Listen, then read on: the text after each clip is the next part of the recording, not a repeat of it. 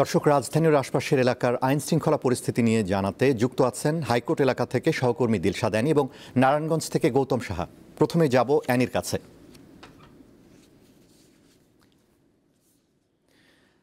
Annie, রাজধানীর আইন শৃঙ্খলা পরিস্থিতি কেমন দেখছেন, আমাদেরকে একটু বিস্তারিত জানাবেন?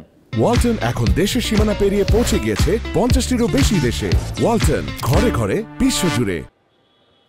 আনোয়ার, আপনি যেমনটা বলেছিলেন যে আজকে কিন্তু রায় ঘোষণার দিন। ক্ষমতাচ্যুত প্রধানমন্ত্রী শেখ হাসিনার বিরুদ্ধে আন্তর্জাতিক অপরাধ ট্রাইব্যুনালে যে মানবতা বিরোধী যে মামলা, সেই মামলার রায় আজকে ঘোষণা করা হচ্ছে।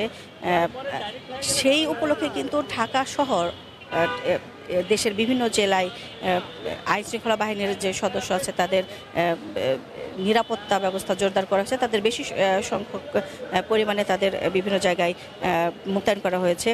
তো আজকের যে চিত্রটি আপনার কাছে এই মুহূর্তে যে চিত্র যেটি জানাতে হয় সেটি হচ্ছে এখন পর্যন্ত হাইকোর্ট এলাকায় এবং ট্রাইব্যুনালের যে আশপাশ এলাকা যেটি আছে এই এলাকায় এখন পর্যন্ত কোনো ধরনের অপ্রীতিকর ঘটনা ঘটেনি। সব কিছু পুলিশ যারা আছেন, পুলিশের টহলের মধ্যে রয়েছেন, বিজিবি আছেন, সেনা সদস্যদেরও আমরা দেখতে পেয়েছি, ডিএমপির সাজোয়া জানও আমরা দেখেছি, সেই সাথে আর্মড পুলিশ ব্যাটালিয়নের সদস্যরা যারা আছেন তারাও কিন্তু দায়িত্ব পালন করছেন। আর এর মধ্যে ডিএমপির যিনি কমিশনার, তিনি আগেই ঘোষণা দিয়েছিলেন যে বিভিন্ন স্থানে যেভাবে নাশকতার সৃষ্টি করছে দুর্বৃত্তরা, সেই নাশকতা ঠেকাতে নাশকতাকারীদের বিরুদ্ধে কঠোর অবস্থানে যাওয়ার নির্দেশনাও তিনি দিয়েছেন। পুলিশ কর্মকর্তা যারা আছেন তাদের নির্দেশনা দিয়েছেন। তো আন্তর্জাতিক অপরাধ ট্রাইব্যুনাল আর এর আশপাশের আমরা দেখেছি যে ট্রাইব্যুনালের সামনে পুলিশ, র্যাব, বিজিবি, সেনাবাহিনীর সদস্যরাও আছে। সেই সাথে সুপ্রিম কোর্টের চারদিকেও নিরাপত্তার বাহিনীর যে সদস্যরা যারা আছে তারা কড়া নিরাপত্তায় পাহারা দিচ্ছেন। আমরা দেখেছি বিভিন্ন রাস্তার যে মোড়গুলো আছে, গুরুত্বপূর্ণ যেসব রাস্তার মোড় আছে রাজধানী ঢাকাতে, সেই মোড়গুলোতে আমরা দেখেছি ডাইভারশন করে দেওয়া হয়েছে, কোন দিক দিয়ে গাড়ি যাবে এবং কোন দিকের রাস্তা বন্ধ রাখা হবে, সেভাবে যারা আসছেন তাদেরকে গাড়ি ঘুরিয়েও দেওয়া হয়েছে, আমরা সেটিও দেখেছি। আর সেই সাথে যে কোর্টের সামনে, হাইকোর্টের সামনে আমরা দেখেছি যে মঞ্চ 24-এর আয়োজনে একটি ছাত্র জনতার যে প্রতিক্রিয়া, রায় ঘোষণা শেষে সেই প্রতিক্রিয়ার দেওয়ার জন্য এখানে অনেকেই এসে জড়ো হয়েছেন। তার মধ্যে আমরা বেশ কয়েকজনের সাথে কথা বলেছি। এর মধ্যে যারা আছেন আমরা দেখেছি চাঁদপুর থেকে এসেছেন, রাজবাড়ী থেকে এসেছেন, চট্টগ্রাম থেকে এসেছেন। তাদের যে দাবিটা, তাদের দাবি হচ্ছে যে যার নির্দেশনায় ছাত্র জনতার উপর গুলি করা হয়েছে, মানুষ হত্যা করা হয়েছে, সেই মামলায় সর্বোচ্চ শাস্তি তারা চেয়েছেন, যেন সর্বোচ্চ শাস্তি হয় এবং শাস্তি নিশ্চিত হয়। তাদের আরেকটা দাবি যে শুধু রায় ঘোষণা করলে হবে না, রায়ে তাদের যে সর্বোচ্চ শাস্তি সেটি তাদের চাওয়া এবং এই সর্বোচ্চ শাস্তি ঘোষণার পর সেই দ্রুত সেই রায়ের জন্য বাস্তবায়ন হয়, তেমনটাই জানিয়েছেন এখানে যারা আছেন। জুলাই যোদ্ধা আছেন, জুলাই যোদ্ধা পরিবারের যারা সদস্য আছেন তারা তাদের দাবি এমনটাই, তারা এটি আমাদেরকে বলেছিলেন। এদিকে আরেকটা বিষয় বলতে চাই যে আইন শৃঙ্খলা পরিস্থিতির বিষয়ে আবার একটু জানাতে চাই। সেটি হচ্ছে যে আমরা কিন্তু দেখেছি গত রাতেও বিভিন্ন জায়গায়, বিভিন্ন স্থাপনায়, তারপর বাসে আগুনের ঘটনা, ককটেলের বিস্ফোরণের ঘটনা ঘটেছে। তো সেই হিসেবে ঢাকার বাইরেও কিন্তু, ঢাকার সাথে সাথে ঢাকার বাইরেও গুরুত্বপূর্ণ জায়গায় বিজিবি মোতায়েন করা হয়েছে। এর মধ্যে গোপালগঞ্জ আছে, ফরিদপুর এবং মাদারীপুরেও বিজিবি মোতায়েন করা হয়েছে, যাতে সার্বিক পরিস্থিতির কোনো ধরনের ব্যাঘাত না ঘটে।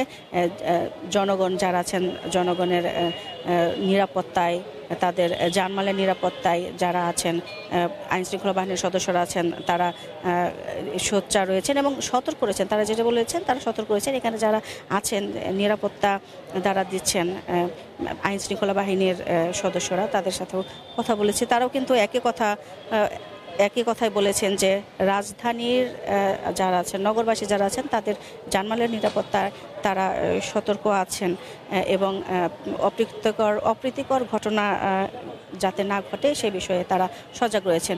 তো আইন শৃঙ্খলা পরিস্থিতি সম্পর্কে জানতে এবার ঢাকার বাইরে আমরা যাব নারায়ণগঞ্জে। আমাদের সহকর্মী আছেন গৌতম সাহা, এখন যাচ্ছি তার কাছে।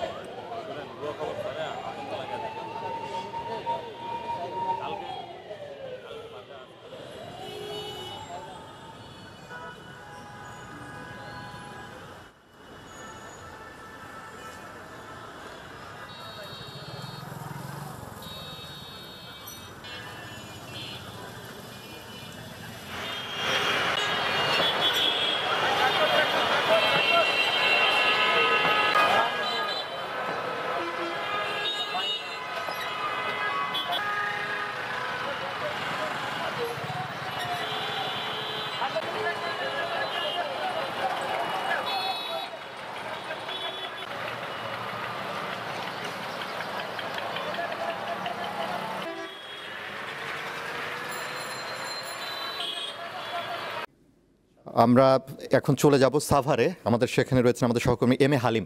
এম এ হালিম, সাভারের আইন শৃঙ্খলা পরিস্থিতি আমাদের জানাবেন বিস্তারিত।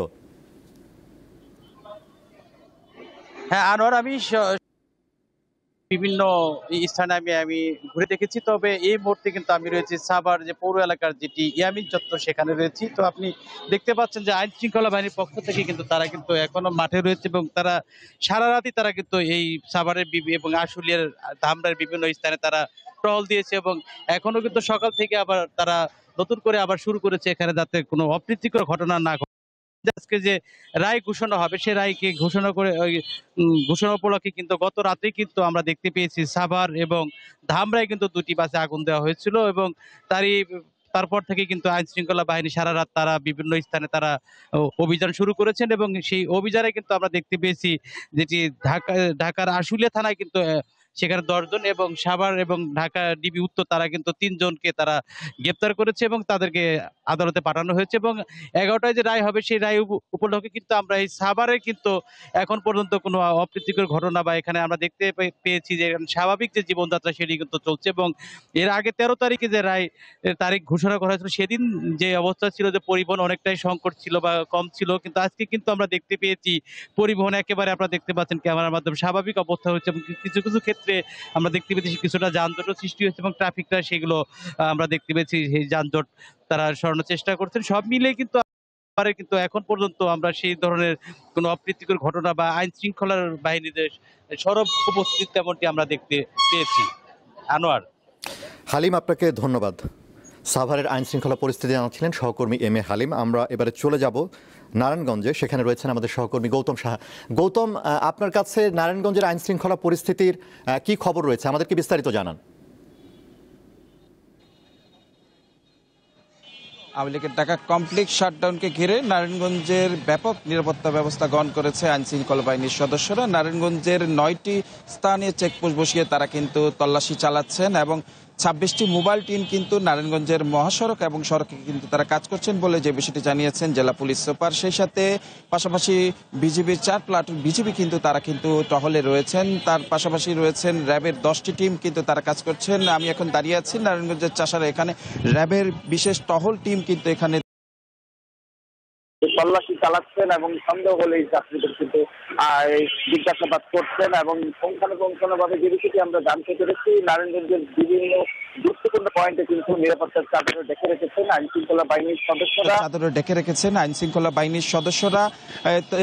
এর আগে কিন্তু গতকাল রাতে এই ঢাকা নারায়ণগঞ্জ লিংক রোডে একটি বাসে কিন্তু অগ্নিসংযোগের ঘটনা ঘটেছে, দুর্বৃত্তরা সেই অগ্নিসংযোগ ঘটনা ঘটায়। তবে এর পরবর্তীতে আমরা যে বিষয়টি জানতে পেরেছি, এখন পর্যন্ত সকাল থেকে নারায়ণগঞ্জের কোথাও কোনো অপ্রীতিকর ঘটনা ঘটেনি এবং সেই সাথে আমরা যে বিষয়টি জানতে পেরেছি জেলা প্রশাসনের পক্ষ থেকে কিন্তু একাধিক মোবাইল টিম কিন্তু সড়কে কাজ করছেন এবং টাস্ক ফোর্সের যে তাদের একটি স্পেশাল টিম কিন্তু মহাসড়কের বিভিন্ন পয়েন্টে কিন্তু তারা কাজ করছেন। তবে নিষিদ্ধ কার্যক্রম নিষিদ্ধ ঘোষিত আওয়ামী লীগের কোনো নেতাকর্মীকে নারায়ণগঞ্জ জেলার 5টি থানা 7টি থানার 5টি উপজেলার কোথাও মহানগর বিএনপির নেতৃবৃন্দ এলাকা থেকে অবস্থান করছেন, বিক্ষোভ কর্মসূচি করছেন। সেই সাথে জামাতের নেতৃবৃন্দ কিন্তু তাদের কিন্তু এখানে কর্মসূচি করতে দেখা যাচ্ছে।